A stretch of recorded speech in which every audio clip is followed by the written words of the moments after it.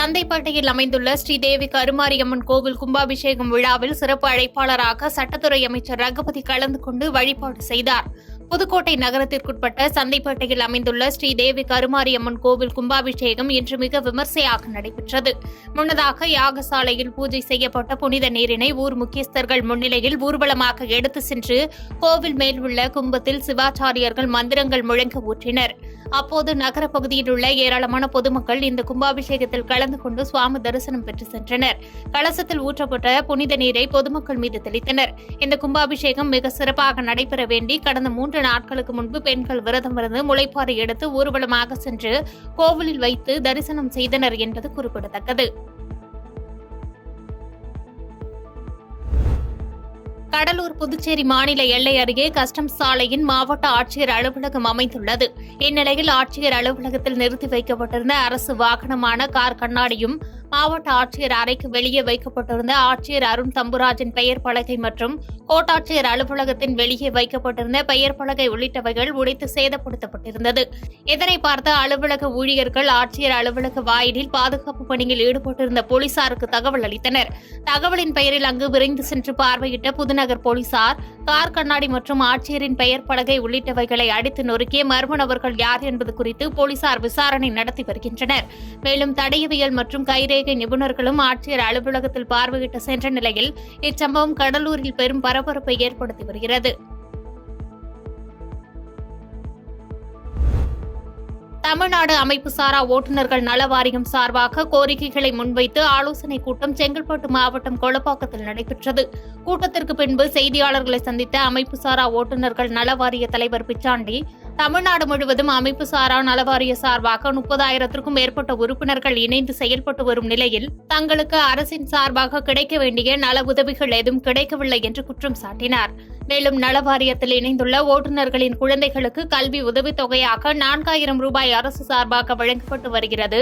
ஒரு வருடத்திற்கு வழங்கப்படும் இந்த தொகையானது போதுமான அளவில் இல்லை என்பதால் 10,000 ரூபாயாக உயர்த்தி தர வேண்டும் உள்ளிட்ட கோரிக்கைகளை முன்வைத்து பேசினார். இந்த கூட்டத்தின் மூலமாக மாண்புமிகு தமிழ்நாடு முதலமைச்சர் அவர்களுக்கு 5 கோரிக்கைகளை வைத்திருக்கின்றோம். நீண்ட காலமாக அமைப்புசாரா ஓட்டுநர்கள் நலவாரியத்தில் மற்றும் அமைப்புசாரா தொழிலாளர்கள் நலவாரியத்தில் 60 வயதுக்கு மேலிருக்கும் உறுப்பினர்களுக்கு மாதம் 1000 ரூபாய் ஓய்வூதியமாக வழங்கப்பட்டு வருகிறது. அந்த வழங்கப்பட்டு வரும் ஓய்வூதியத்தை 5,000ஆக உயர்த்த வேண்டும் என்ற கோரிக்கையும்,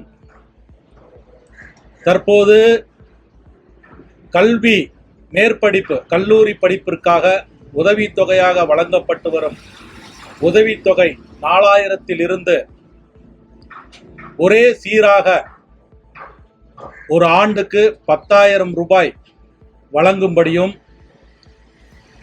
அமைப்புசாரா ஓட்டுநர்கள் மற்றும் அமைப்புசாரா தொழிலாளர்களுக்கு வீட்டு வசதி வாரியத்தை ஏற்படுத்த தரக்கோரியும் கோரிக்கை வைப்பதற்காக தமிழ்நாடு முழுவதும் கையெழுத்து இயக்கத்தை நடத்தி, அந்த கையெழுத்து பெற்ற பின்பு மாண்புமிகு தமிழ்நாடு முதலமைச்சர் அவர்களை நேரில் சந்தித்து எங்களுடைய கோரிக்கையை கொடுக்க உள்ளோம்.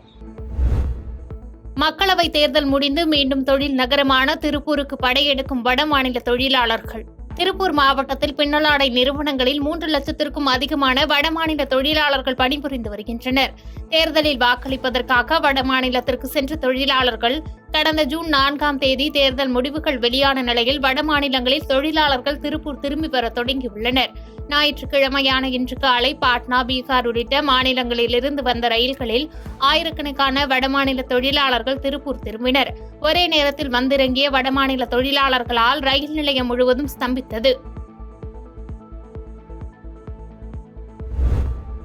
பொன்னேரியில் குடும்ப தகராறில் மாமியாரை கத்தியால் குத்தி கொலை செய்த மருமகன் கைது செய்யப்பட்டார்.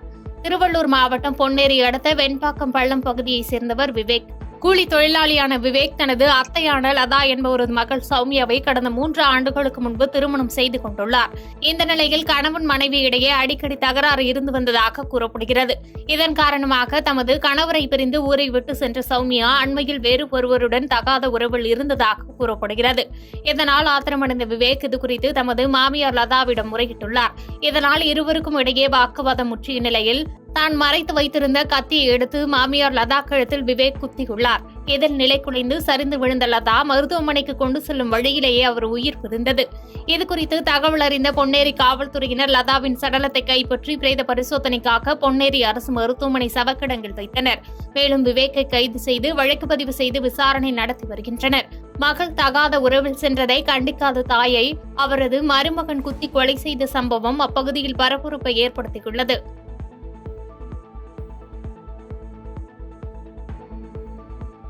பாதகம் செய்பவரை கண்டால் நாம் பயங்கொள்ளலாகாது பாப்பா.